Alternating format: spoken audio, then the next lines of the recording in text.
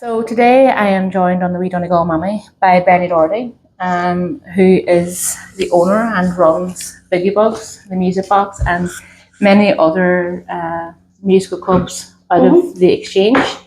She is a songwriter, an author, many talents. And I am also sitting with John Cuttliffe. And today we are going to be talking about the very important issue of Palestine. So, John, you actually lived in Palestine. Yes. So how long did you live in Palestine for? 2 years originally, and then we went back for another 51 days in July, August of 2014 when the war escalated. When I say war, I mean when the onslaught escalated. And spent another 51 days there on top of what we were supposed to be doing. And can you give us an insight when you say you went back around the time of the onslaught? Can you give us an insight into what it was like for all of us? I know we're seeing it on the media, and I know that what the images we are seeing are absolutely horrendous. But what was it like to actually be there? It was quite surreal because we had been there for 2 years, and we saw every day the humiliation of the Palestinian people, and but it was always on the surface. There was lots of stuff happening over that couple of years that you'd never see in the news until something even bigger happens, but there was always something going on. But we left, and we were supposed to move then to Jordan, but because my wife's job had not been the job position that we'd left had not been filled, we went back because we knew we needed to help. Laura needed to go back and help, and I said I'd go too. So I went back and hooked up with friends of mine who were still there, and started going to Palestinian hospitals in East Jerusalem, particularly St. Joseph's Hospital, where they were bringing people really badly injured out from Gaza. And it was extremely surreal. There was a lot more conflict going on. We were staying in a place called Abu Tor, which looks down over a valley called Siloam onto the old city of Jerusalem. And you could just hear the echo of gunfire constantly, and you could see the tracer bullets flying across the sky. And it was much darker and more surreal than it had been before. And then when we got to the hospitals, there were people coming in that had, one shoe and no clothes and their nightgowns, and they had nothing, and they were scared, and they were very scared, a lot of them, to be in Jerusalem, which is like the home of the big enemy. So we were there to try and reassure them. We would go to the shops in the market every day and buy phone cards and clothes and underwear and sanitary products for the women and toys for the children and things they needed. We just gathered money from ourselves and people at home who donated money, and we just spent it every single day on new stuff. And new people would come in every day, but also people would die every day as well. So, and can you give us an idea of the sort of injuries that you would have seen people coming in with in the hospital, and to, as much as you're comfortable with, but to sort of highlight to people, I think people are more aware now that it's in the media, but can you give us an idea of the sort of injuries people were coming in with? I mean, horrific injuries from shrapnel, from bomb blasts, actual bullet holes. There was one little boy who was there, he was 5, and he had been shot through the back. There was people just fairly blown apart. One of my friends, to this day, Iman, she was basically held together at this point with metal bits that were holding her together when she came in. She was in the most pain. Very bad burns. There was one little girl as well who still had shrapnel in her head. There were phosphorus burns from white phosphorus that they were using, which is an illegal type of bomb. So there were children dying of breathing difficulties from the phosphorus in their lungs. So everything. I mean, I have never seen anything like it. I told people at the time that my head actually just felt physically much heavier because I couldn't handle the things that we were seeing at the time. So there was everything from bad leg injuries to people dying of lung diseases that should never have ever have happened. And now that you see the latest onslaught that is facing the people of Palestine, the Palestinian people, how did you feel when it, I don't want to say it all kicked off, that sounds like such a blasé way to say it, but when Israel started its latest onslaught against the people of Gaza and the Palestinian people, how did you feel in October when you seen that? Really scared for the people inside Gaza. On October the 6th, the woman I told you about, who had the metal parts holding her together, she recovered. She went back to Gaza and over the years she recovered and eventually got married. And on October the 6th, she sent me a message of a picture of her new little baby called Ayman. Her name is Ayman and her baby's name was Ayman. And he was beautiful, and she sent me some lovely pictures of him. October 7th is when the attack happened in Israel, and things went a bit crazy for a while. And I didn't hear from her for a couple of weeks, and then I heard from her, and they were still okay. The windows of their house were blown out, but they had no money, they had no sanitary stuff, they had no nappies, they had no food for the baby. And so I tried to send her some money to Western Unions, which were still open in Gaza at the time. And then she disappeared for a couple of months. The money was never claimed. And then January 1st, got a message from her saying that they were okay, but all things were rough. And I heard nothing there for months. And on the Al Jazeera website, there are lists of the dead. And so I was checking that fairly much every day to see if there was any mention of her or her family. I didn't see anything. And then just a couple of weeks ago, I got another message from her saying that they're now in a tent in Rafah, which is under attack at the moment.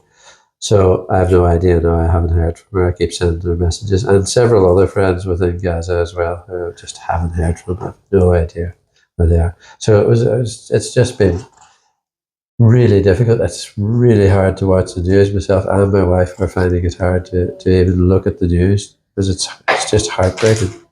And what would you say to people, and we've seen a rise in people saying this, that calling out the war crimes that Israel are committing is anti-Semitic, that it means you're anti-Semitic, that you're anti-Jewish. Would you agree with that statement? No, I don't agree with it at all.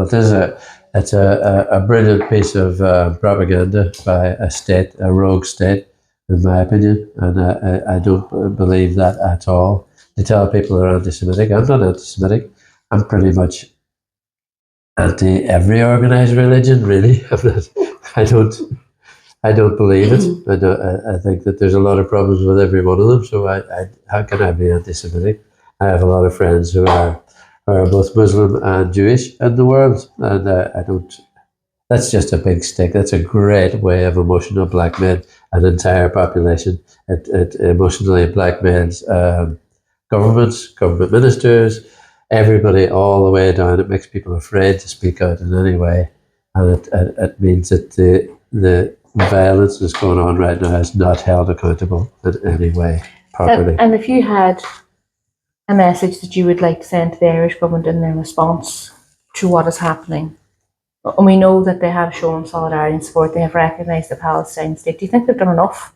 No. And most governments haven't done enough because they are afraid to cross that line. I think it's a great thing that we have finally recognised Palestine and also Spain and Norway on the same day. I think it's a fantastic thing that has happened. It's not enough, but it's a step, and each step helps. And to the wider public, what would your message be to them about what is happening in Palestine and what has been happening in Palestine for a very long time? Don't believe that these attacks come out of the blue from Hamas or from any of the people that are against the regime, because I don't believe that it's always in retaliation for something that has been done by the people inside Gaza or around Palestine generally. stuff happens every single day that you don't hear about that humiliates an entire population. And I don't believe that everything that is done by the paramilitaries within Palestine is justified or good in any way. It's not, but it is not always in retaliation for. It's generally in retaliation for something that was done to them, not the other way around. And just read behind the gory headlines before you make decisions. Okay. Thank you so much for your time today, John. No I really problem. appreciate it. So, Bernie, you have wrote a song for Palestine called... It's called None of Us Are Free. And it's a song that I wrote, the local Palestinian support group, through Miriam Kalani. Miriam has been very active in the campaign to support Palestine and keep the awareness going even before this current genocide took hold. They've been there for the past good few years, making sure that the conversation never stops, and really helping to keep the word out there that this is, like John said, it's not new, and it's not just, this current situation is not happening solely because of October 7th, which was awful, but this is happening every day for years, for decades. So Miriam asked me a few times to sing at one of their local vigils. We had a few lovely ones in the area. And so for one of them, there's a beautiful poem by a Palestinian poet called Rascal Children of Gaza. So I set that to music for one of them. And then for the next one that she asked me to sing at, I was thinking about, singing an already existing sort of anti-war protest song, but this one just started to sort of rumble around my head. So I wrote None of Us Are Free, and I sang it down on the Cranna Bridge at Swan Park at a vigil a few months ago. And then after that, it just sort of came together that Majida Askari, who is a Palestinian woman who lives in Buncrana, has worked internationally and continues to do so, asked would I record it and have it be something that could be used for awareness, and obviously Miriam as well. And then a producer from Derry, Sean Woods, contacted me to say he would love to record it. So I worked with Sean over several weeks at his studio in Derry, and we recorded it. So the song is now complete and it's ready to be released. We're just kind of putting a video together for the song. So it'll be released at a concert that we're having in the Plaza on the 14th of June. So it's just about having courage and standing together and remembering that as long as this is happening, we can't say that we're a free people. How can we? And, talking to John about this idea that if you speak up against what's happening, that you're anti-Semitic, it is it really is a clever media tool that they're using, because I know a lot of people who are affected by that narrative, and they are afraid to sort of come out of the shadows, which is hard to understand because we are witnessing a genocide. Yeah. We've learned about genocide in our history books, and we have sat there and wondered, how was that allowed to happen? Those genocides mostly happened away from any kind of internet or social media and stuff like that, but still we questioned our ancestors and how they didn't do more. But we're watching it live and we're still afraid to speak out. And part of that is that suppression of people's voices, because nobody wants to seem anti-Semitic. That's just, it's completely ridiculous. I have Jewish friends in America who spoke out against what's happening, and were, for some of them had a very swift retribution from their own community and friends, being accused of being an anti-Semitic Jewish person. So there's a lot going on, but that's kind of the main message of the song is it's time to stand up and be counted. We can't sit back and say, oh, it's just awful. And you do feel helpless. You wonder when you're going to these vigils and stuff, are they making any real difference. But I think now we're at a point we can see that it is, because as a leader of a small but important nation now, our Taoiseach has stood up and said, and his language has been quite strong at times in the last couple of weeks. That's impressive, and it's really important. It's important for all the people who've been standing up for Palestine forever. It's very important for the people who feel bad for Palestine but have been afraid to come out vocally in support of the Palestinian people. So that was kind of the idea behind the song. It's just a very simple traditional folk song, anti-war song, and I'm really looking forward to sharing it with everyone. So it's a simple, kind message.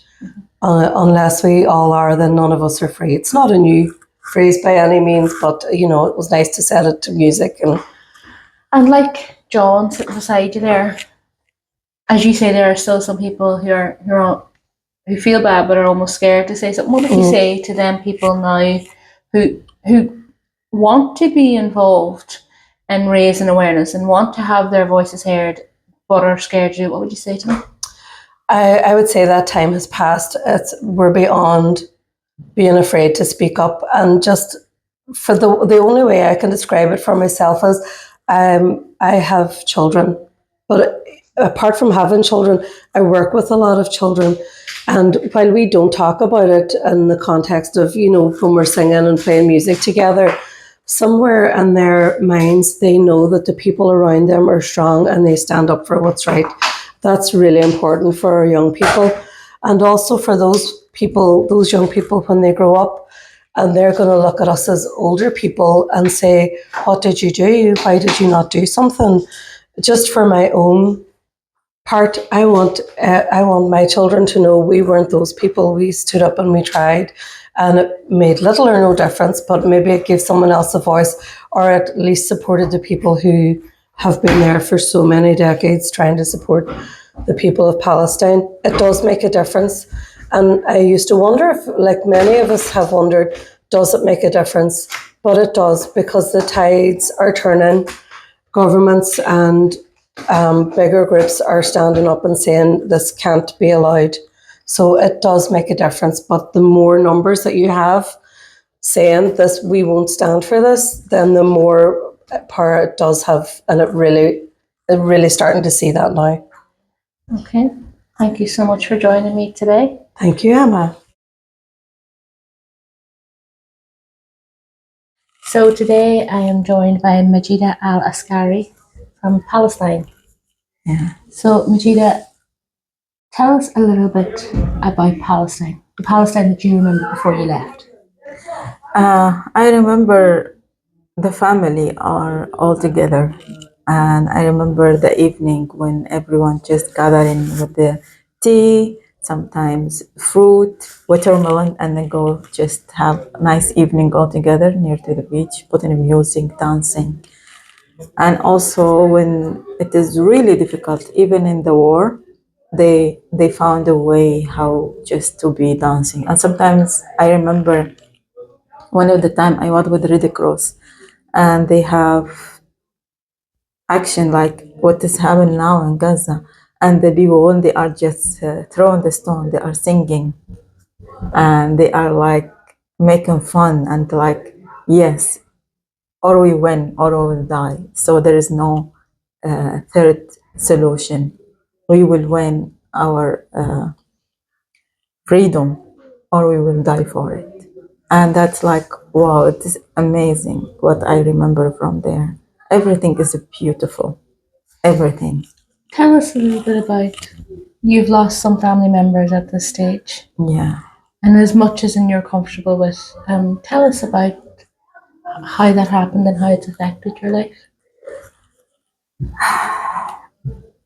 He's my brother. He's the only brother who remained in Palestine, because my family, they were moving from the north, from Safad. They came to Jerusalem, and then they have moved from Jerusalem to Nablus, where it is West Bank. And then like West Bank and Gaza, they are just 40 minutes far away from each other before they split it. And I have my aunt, she was married from Gazian guy, and my family, they went there just looking for any place, like just for safety. Yes. And in that time, my aunt and another aunt and my mother, all of them, they have newborn babies. So my mother, they have also like the Hagan at that time just attacked in the houses. And my mother, by mistake, she took my aunt daughter and she left my brother with instant. So everyone, he take just any child from the bed and just running for safety. And then she doesn't realize, like, for a long time that her son is left behind. And then my family, they went to Jordan, from Jordan to Syria. And then we don't have any connection with Palestine. We didn't know for a long time where is my brother remain. And we don't know where is my aunt, when my another aunt. We don't know for a long time. And then, but keep asking with the Red Cross in that time to found the family. And then we found out, like, he's still with my aunt in Gaza, and he grow up. And then he get married and he have children and grandchildren and grandchildren. So when I went to Gaza, I just wanna see my brother. And the last thing that I remember, it was when I was with him in that day, and he told me, like, they bomb in our house and my wife, she injured. But his son told me that his wife is killed, but he doesn't want to accept that. Good. And he said she's injured, and they keep like she's injured because she's the only family for him, except like with his children. And then I call him, like, everything will be okay, and I tried just to lie to him, like, okay, you will recover and we will see you again. And then suddenly the bombing is coming, and then, like, just I just keep hear his breath. It's like, yes, you are okay, just keep strong, strength. And then everything cut. And then I know it, like 32 member of his family, they just like they never exist. And what is They're all gone. all gone. I know they are going for good place, and I know they are in paradise, and they will be all together. Very sorry for your loss, Majida. I'm sorry for the people who still suffering. Not to when the people gone, we know they are gone, and we know they are gone for to paradise. They are not struggling with food or medicine or something. Do you have any family still in Palestine? Yeah, I still have my two nieces with their families. And have you heard from them during the recent bombardments of Gaza and Rafah? Yeah, and I know that yesterday they have a huge fire in the school when they are, but thank God they are okay. And are you able to contact them regularly, or No, is it's this so just difficult. It's so difficult. Sometimes they don't have internet, and sometimes they have to talk a miles to charge their phones, and sometimes the connect is not good. But we try to have hope always. Like, And through your family that are still there, your nieces, what are you hearing about what's happening in Rafah at the moment? And then are they both in Rafah now? Are they? yes, So but what in are you- different places. What are you hearing about what's happening in Rafah at the moment? What would you like the people who are maybe they're seeing what's happening on the news, but maybe we're not able to understand completely what it's like to actually be in Rafah? What are you hearing about what's happening in Rafah at the moment? Like, what has happened? It is the people, like, with the plastic shelter, like they have their tent from plastic bags. What is now, it is heat, and the heat there, it is like it is in fire during the day from noon to like the sunset. It is a fire there. The people, they sometimes who has high blood pressure, who has asthma, they cannot breathe. They go just to throw themselves in the water. This because there is no medication for them. And the life, it is really, really bad, because every 5 minutes you will hear pumping fire, and they will the it's so difficult to explain that with the word, because when they even you hear them talking about the situation, it's like you feel you are hopeless. You cannot do anything. They cannot go forward back to their houses, which is totally destroyed. They cannot cross the border. They cannot go anywhere. They have a minimum access for food, but it is really expensive. They cannot sometimes afford it. And they try to have even the food that is expired to just to survive. It is always bad, and it is like I don't found like about what should I talk about their safety, or about their needs, or about their survived, or about their pain, or about it's difficult. It's difficult. And what's their access to medical care like at the moment? We know a lot of the hospitals have been destroyed in Gaza, and which I know your family are in Rafah at the moment. Do they have access to medical care at the moment in Rafah? Look, honestly, the people who doesn't like really injured during the pumping, they don't go to the medical, because everyone he feel like there is more people need for this access. Like her son, for like 4 weeks, he has asthma, and he has like a strong diarrhea from the water, because it is not healthy to drink it. And she said, no, there is more people need to access. Until the nurse, she told her, no, he has to have like specific medicine for that, otherwise you will lose him. And then she went to the hospital for him. But she still believed, no, there is more people needs. Okay. Majida, what would you like the people of Ireland and of your people who are not in Gaza, people who are not in Palestine, what would you like them, what would your message be to them about Palestine?